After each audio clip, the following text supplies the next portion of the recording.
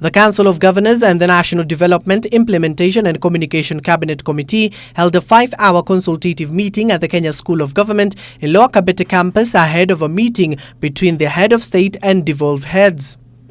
Their meeting came at the backdrop of austerity measures enforced by the Treasury in regards to the budget of the national and county government. The CRA boss said the Commission was well aware that the financial year 2020 to 2021 division of revenue was being made in a constrained fiscal framework owing to the depressed revenue, high debt repayment and rising wage bill.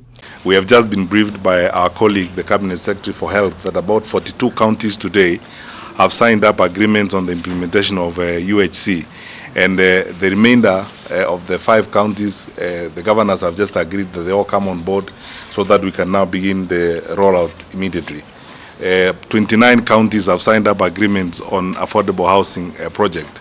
Those that have got challenges about titles and so on, we have agreed on now that will be prioritized and expedited between the Ministry of Lands and our colleagues at the National Lands Commission. Pending bills have been a contentious issue that the President has touched on numerous occasions. The meeting, chaired by Interior Cabinet Secretary Dr. Fred Matiang'i, failed to disclose measures put in place by the remaining counties to clear their pending bills. Frankly, I don't think we have any hitches. We have spent the last 5 hours or so, we didn't have any discussions on any particular hitches because there isn't any in terms of movement of funds and resources between the national and county governments.